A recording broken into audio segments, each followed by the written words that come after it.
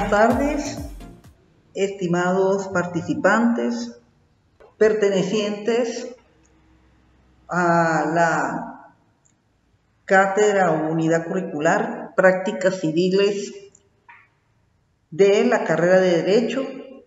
De mi parte, pues le doy la bienvenida a nuestro tercer y prácticamente último encuentro sincrónico relacionado con la materia.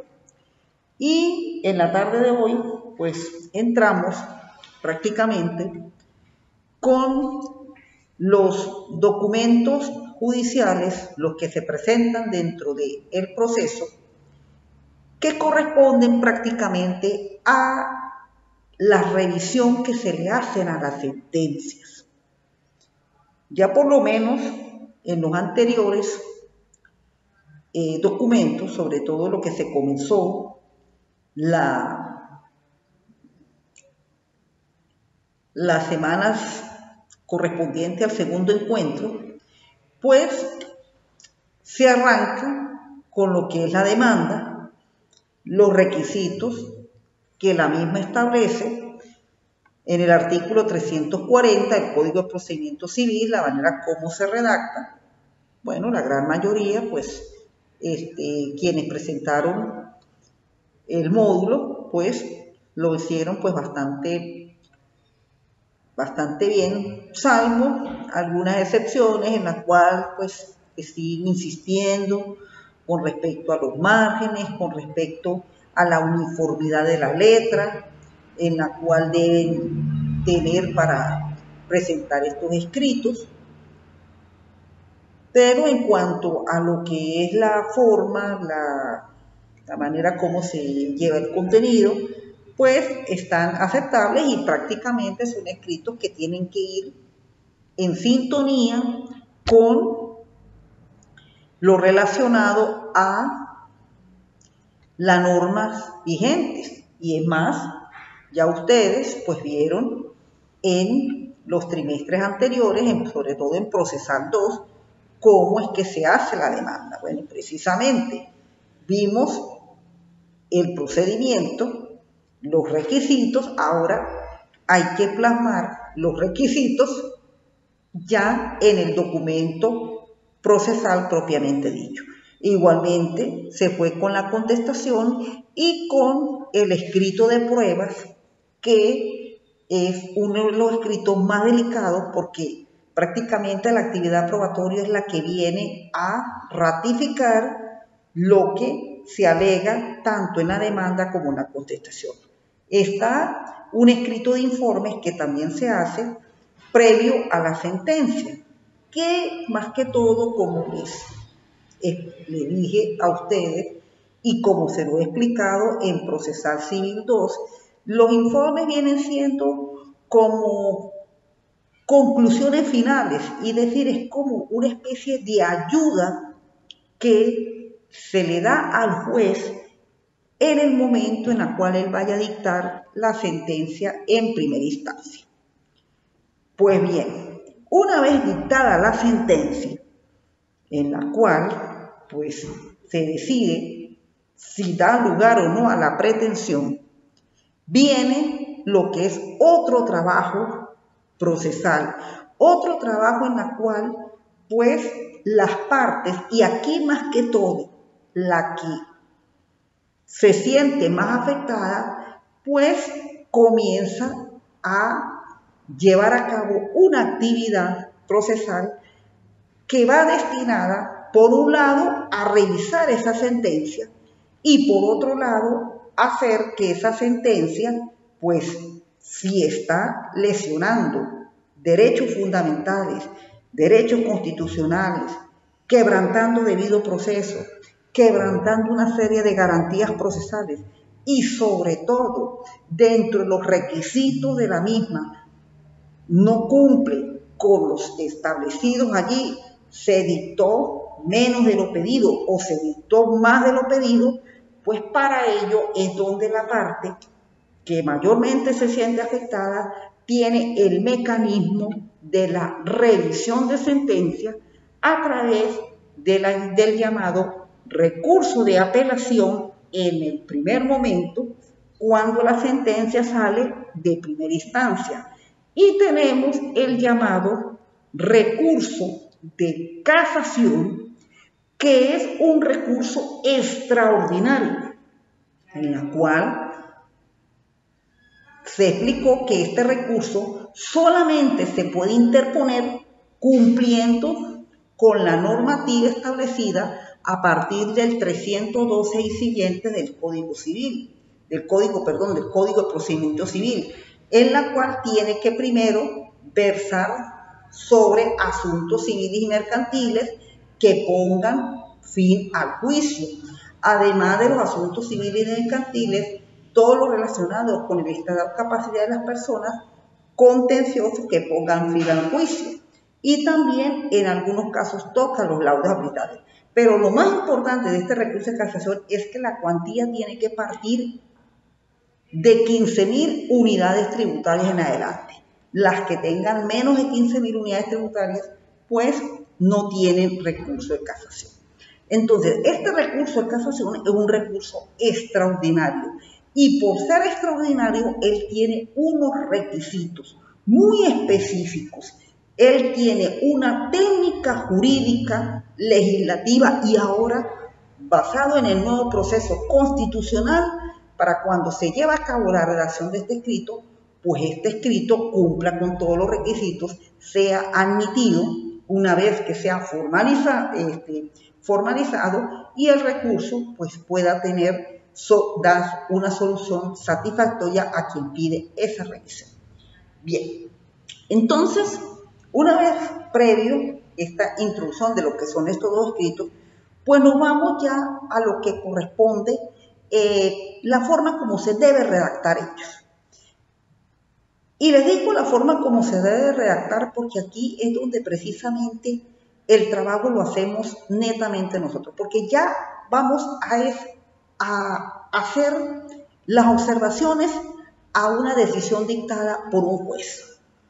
Lo relacionado con lo que ocurrió en el proceso, lo que se dijo en la demanda, la manera como ocurrieron las demás actuaciones y muchas veces lo ocurrido en las pruebas y todo eso, pues ello precisamente tiene que estar establecido en la sentencia. Pero más de lo que ocurrió en el juicio, por eso la sentencia en sus tres partes, tenemos una primera que es la parte narrativa, en la cual pues allí se encuentra todo lo que corresponde a ese transcurrir del proceso. Bueno, desde que se demanda, desde que se admite la citación, la contestación, lo que pudo haber ocurrido en la contestación, bien que se hayan presentado cuestiones previas, bien que se haya interpuesto una reconvención, puede ocurrir incluso también una actitud de contumacia en la cual no contestaron, pero mayormente contestan demanda, que ocurre en la actividad probatoria y las conclusiones que se dan al final. Pues bien, esa decisión de la sentencia, pues sencillamente cuando la vamos a objetar en primera instancia, pues lo tenemos que hacer igualmente a través de un escrito. Y de acuerdo con el procedimiento establecido en el 516 y siguiente del Código de Procedimiento Civil, lo que mayormente se hace es a través de un escrito de informes. Esa manera por el cual se interpone la apelación, esa mayormente se opera a través de un escrito de informes.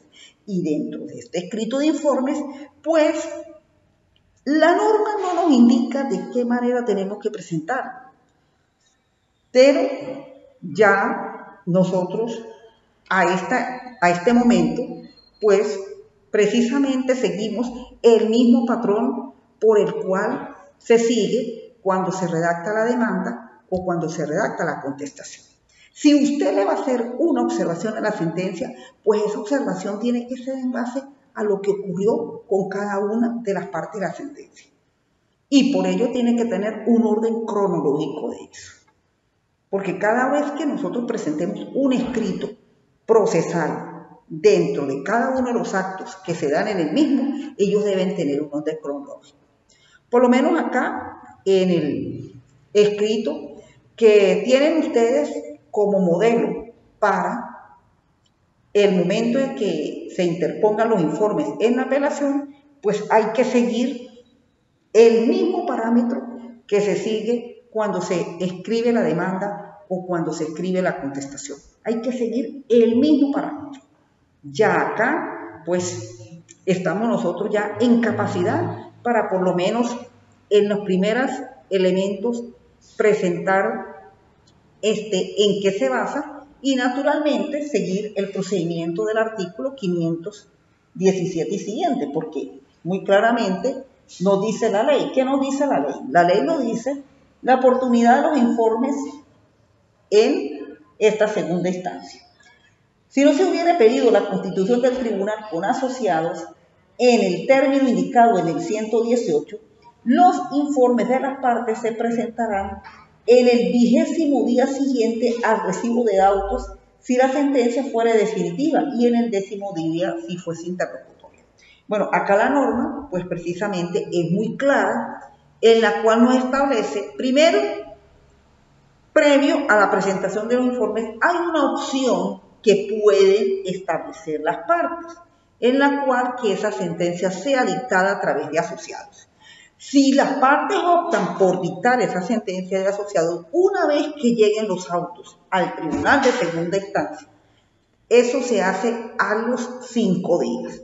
Claro, ese tribunal por asociados es una terna de 3 que se forma.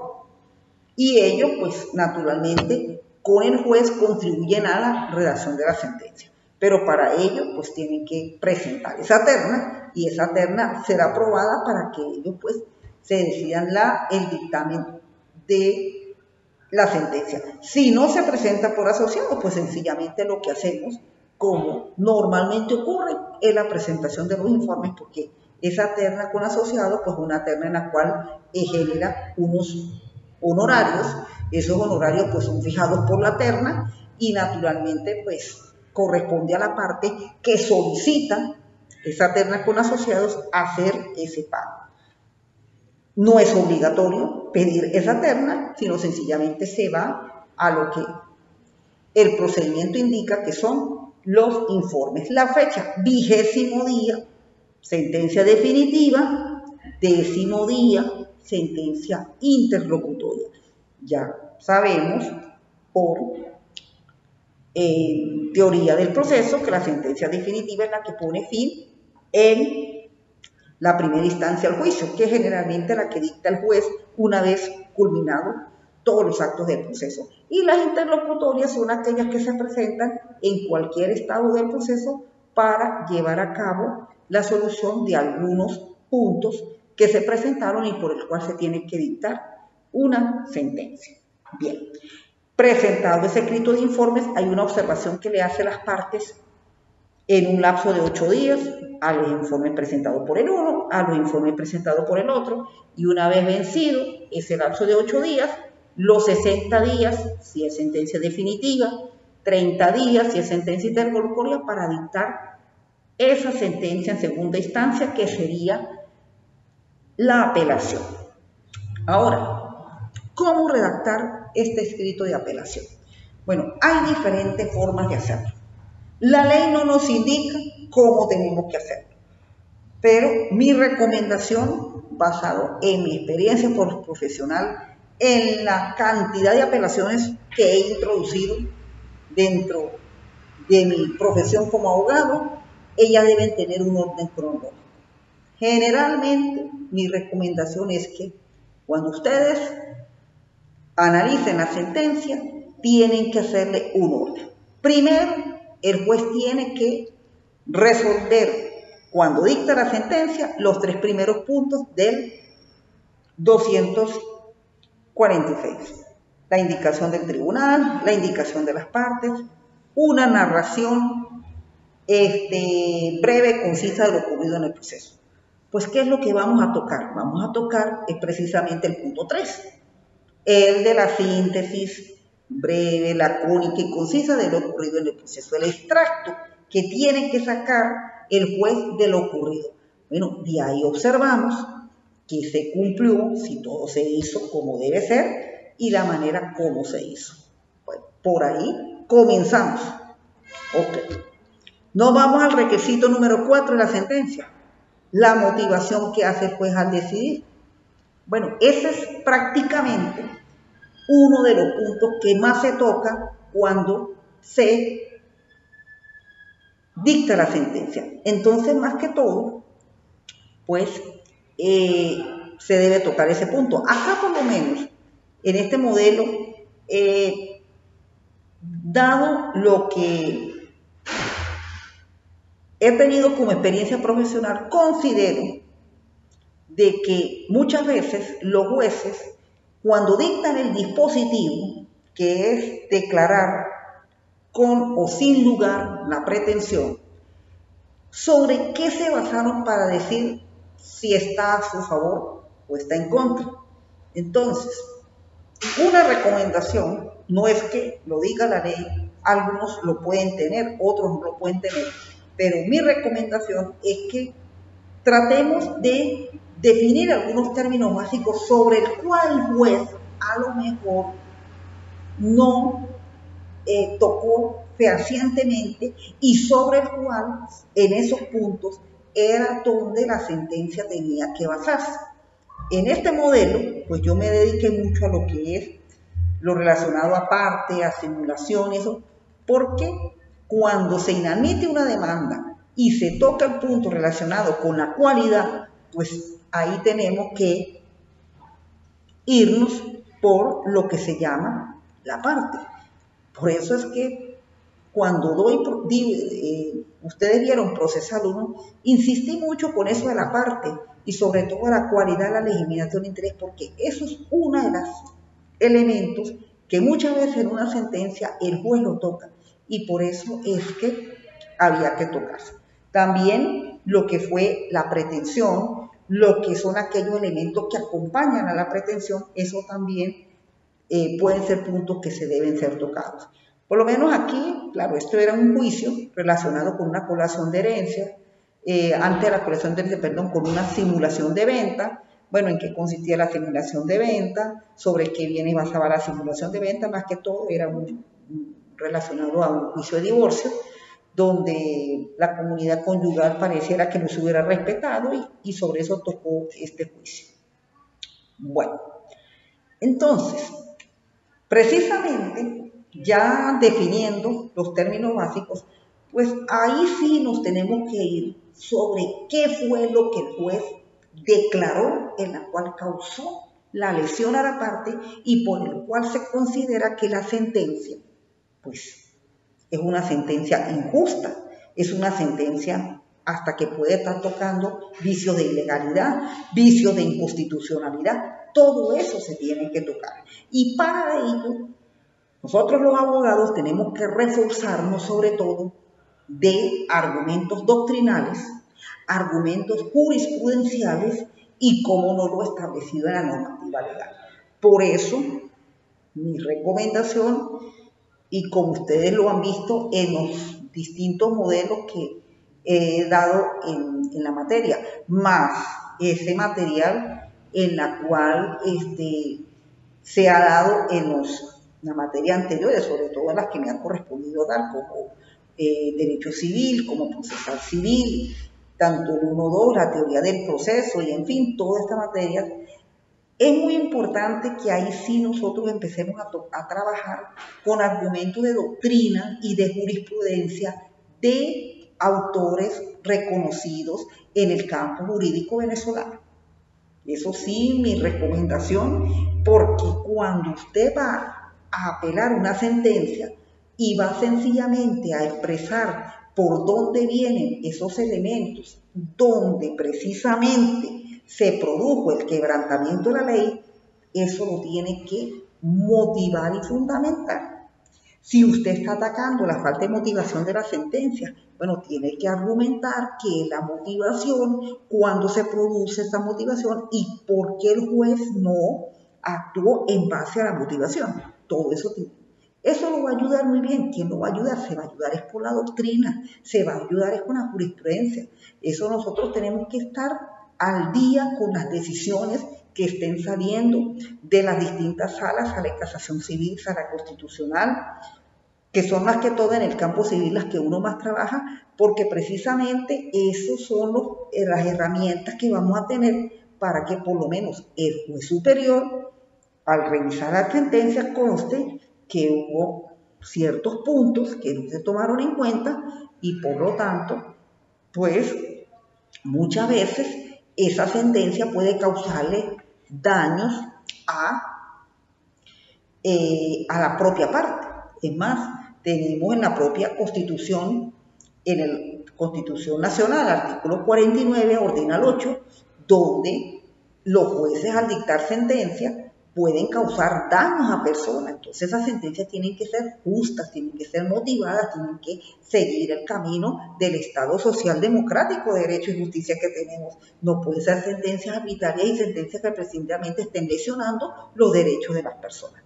Por lo menos en este caso se atacó lo de la cualidad, porque había que reclamar que las personas pues verdaderamente tenían cualidad para demandar, y estos puntos pues fueron verdaderamente muy acertados por el juez de Alzada, hasta el punto que cambió totalmente la sentencia. Bueno, se tocaron otros puntos relacionados con, aparte de la cualidad, como ustedes lo están viendo, la parte de la simulación, también se tocó el punto de la simulación, en este caso, bueno, todos los relacionados con lo que es la simulación, concepto de simulación, los requisitos de la simulación. Es decir, hay que enfocarle al juez superior de que la parte que uno representa, pues en verdad fue injustamente calificada en esa sentencia que se le dictó en primera instancia, y por eso es que se requiere que la apelación sea oída, que la apelación sea declarada con lugar y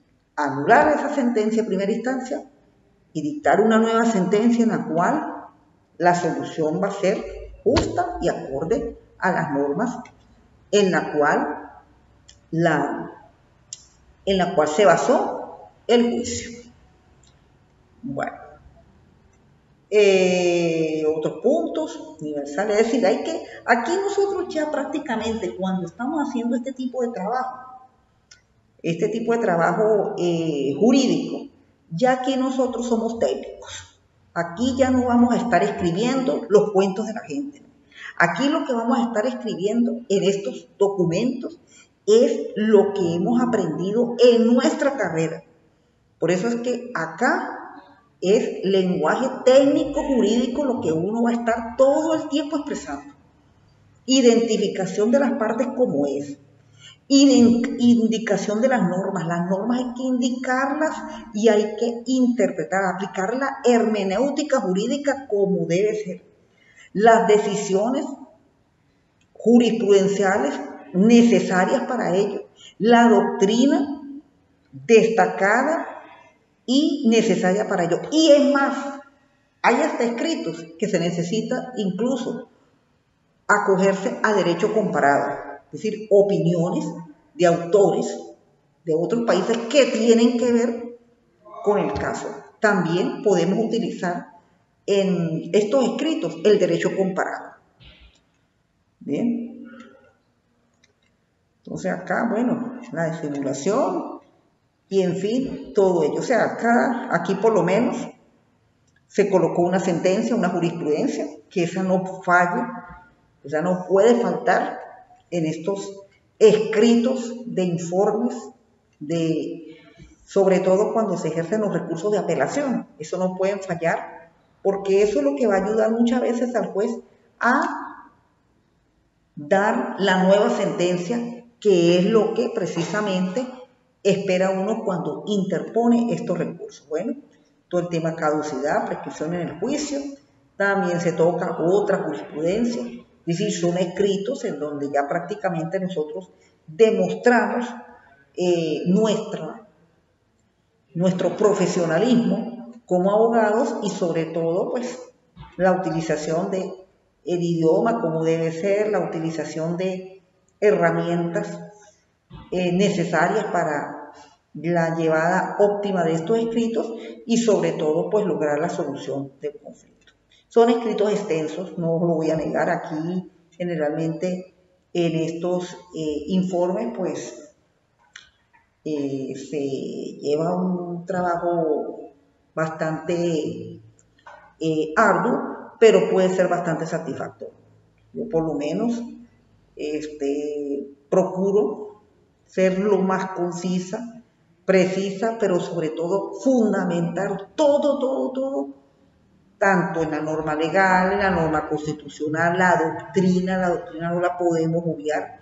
Por eso, en la medida en que ustedes puedan adquirir sus libros y ya como abogados, pues en lo poco que uno comience a ganar, pues ir teniendo su biblioteca. Nosotros en realidad no nos puede faltar nuestra biblioteca, sea una biblioteca virtual, sea una biblioteca presencial, pero eso sí, tenemos que armarnos de nuestra biblioteca porque en estos escritos es donde la vamos a utilizar todo el tiempo.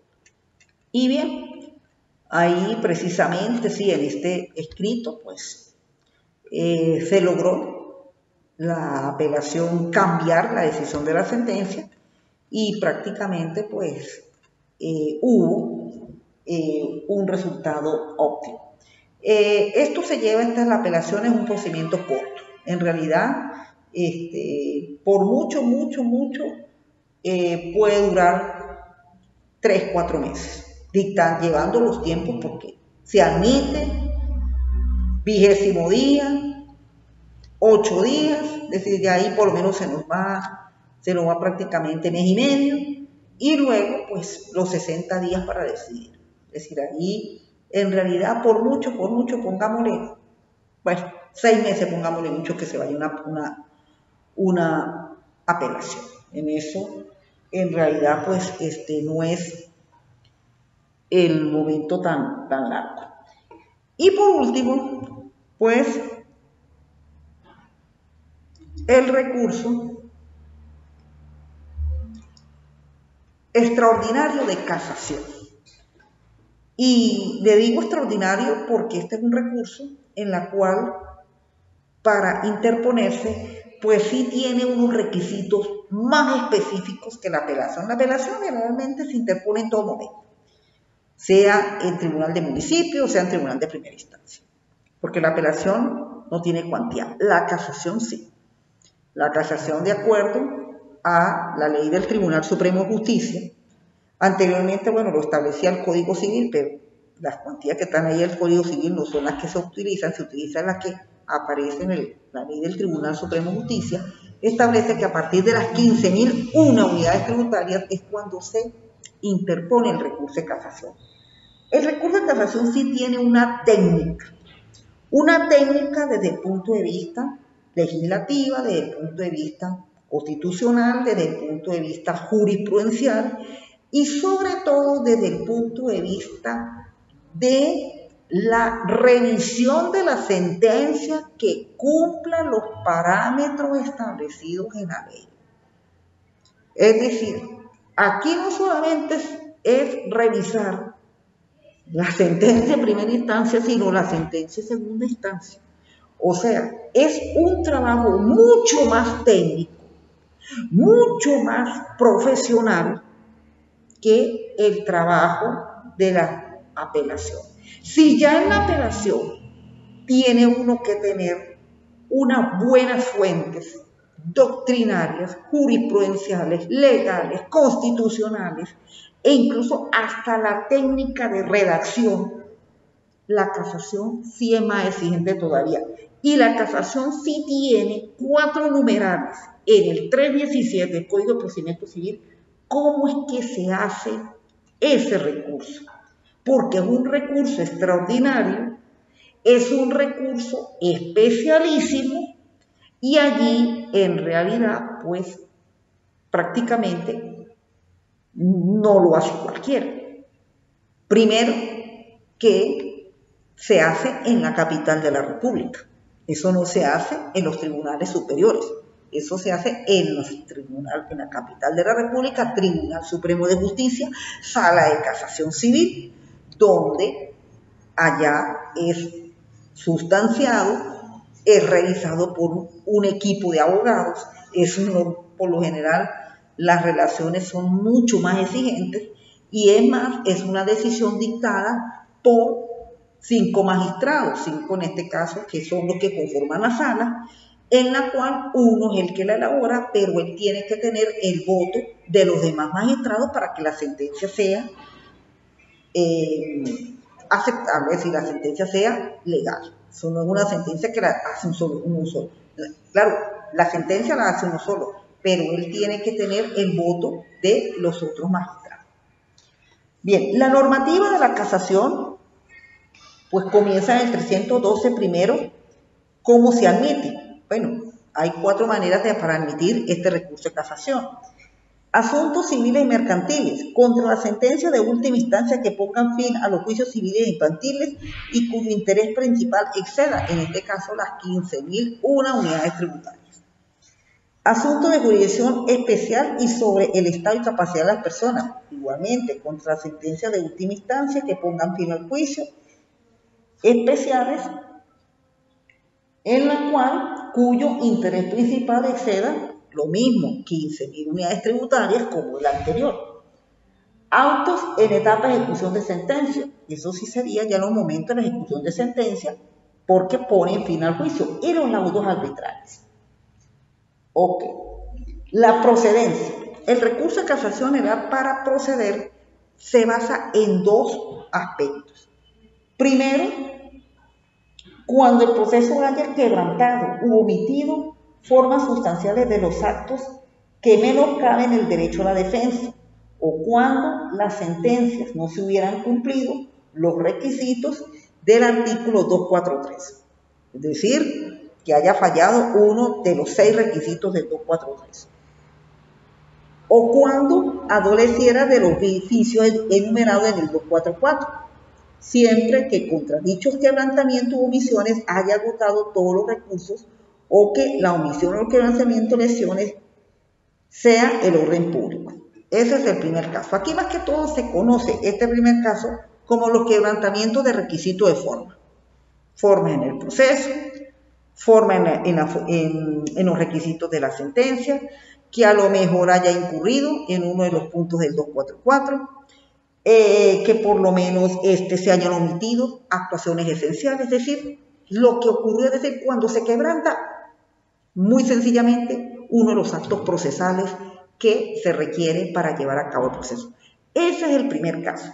Vamos al segundo cuarto. Cuando se hayan incurrido en un error de interpretación acerca del contenido o alcance de una disposición expresa de la ley, aplicando francamente una norma jurídica, o cuando se aplica una norma que no esté vigente o se niega la aplicación de vigencia de una que lo esté o cuando haya violado una máxima experiencia. El segundo caso es lo que se conoce como requisitos de fondo. Acá ya no es el proceso, aquí es la aplicación de la norma, sencillamente. Eso es lo que es el segundo momento, la aplicación de la norma. Se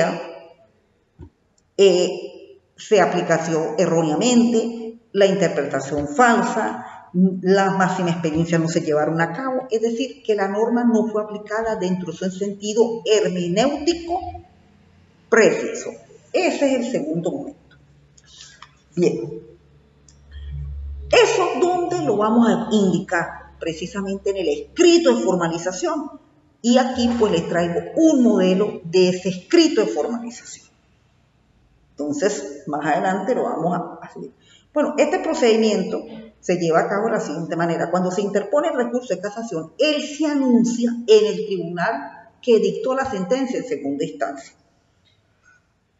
Hay 10 días para interponer el anuncio.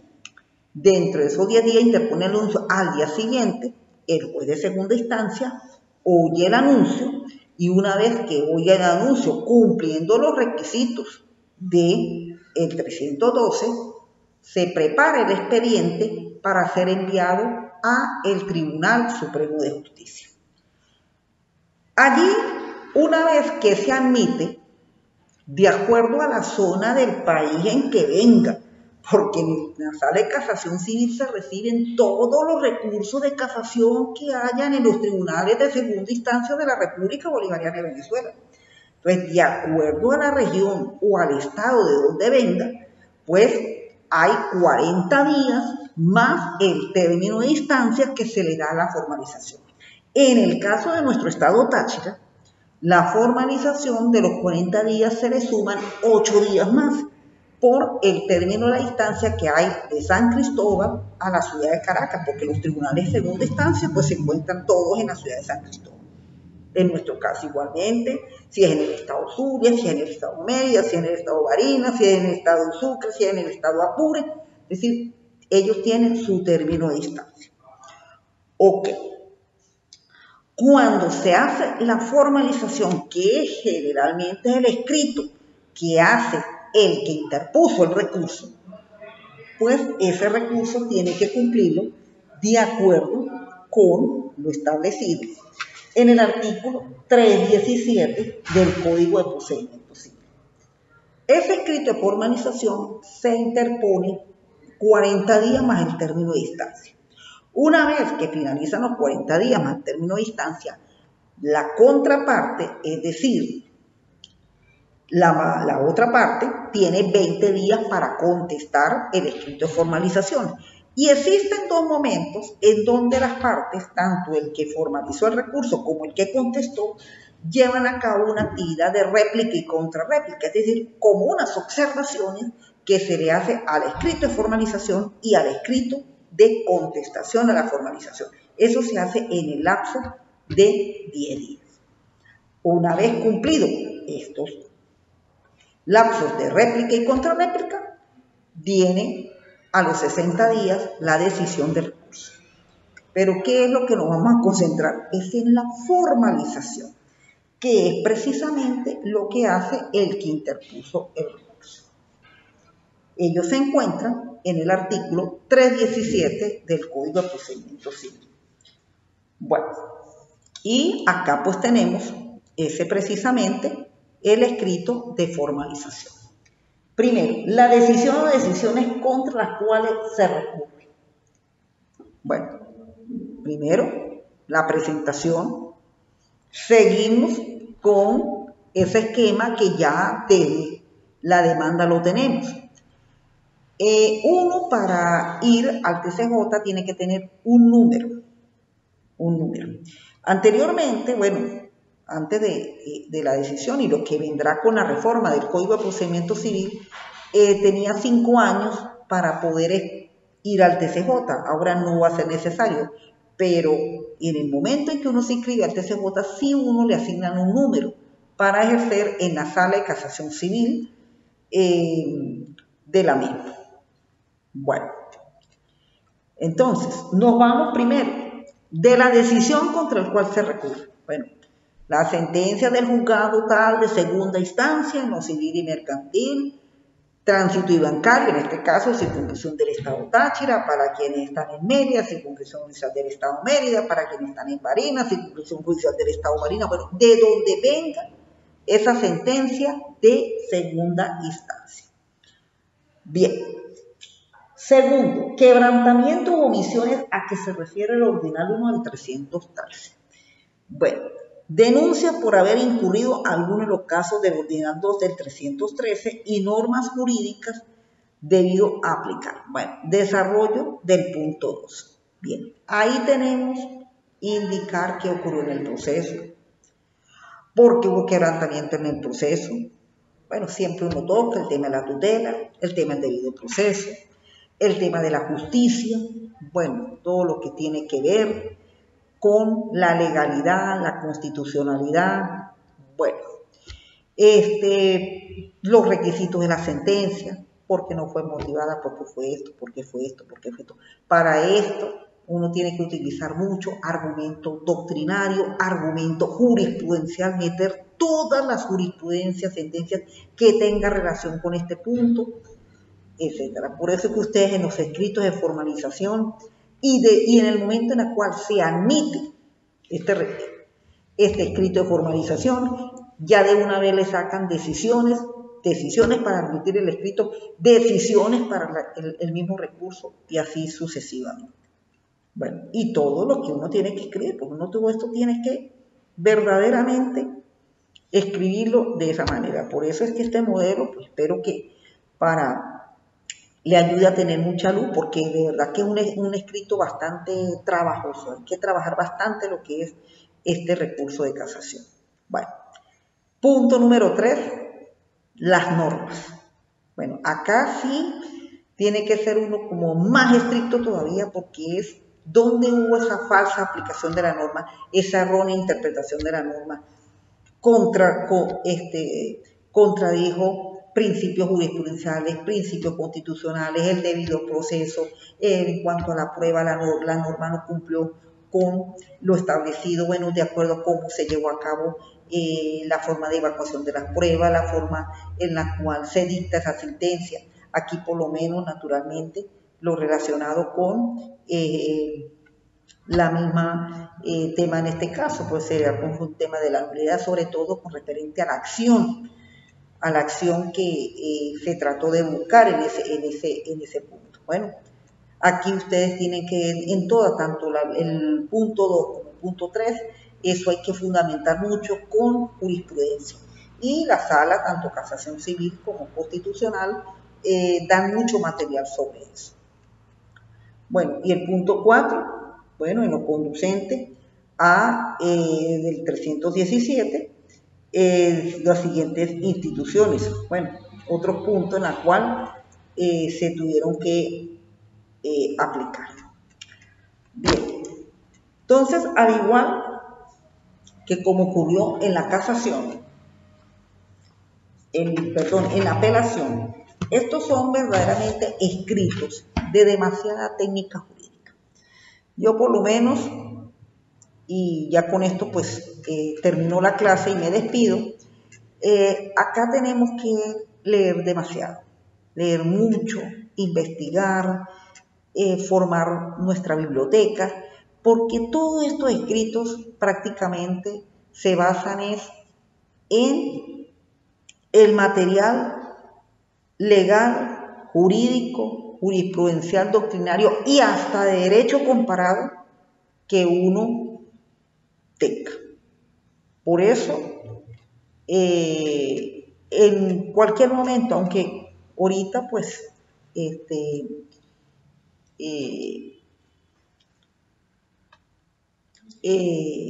tenemos las bibliotecas virtuales, tenemos CDs, tenemos ya hasta pendrive con modelos, documentos y esa cuestión, pero está también la propia creatividad de nosotros, que en base a la experiencia y en base a las lecturas, constantemente hay que investigar constantemente, podemos ir desarrollando un buen trabajo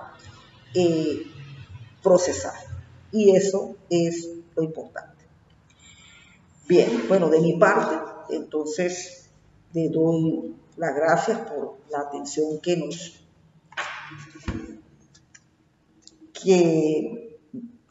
hemos tenido a lo largo de este trimestre.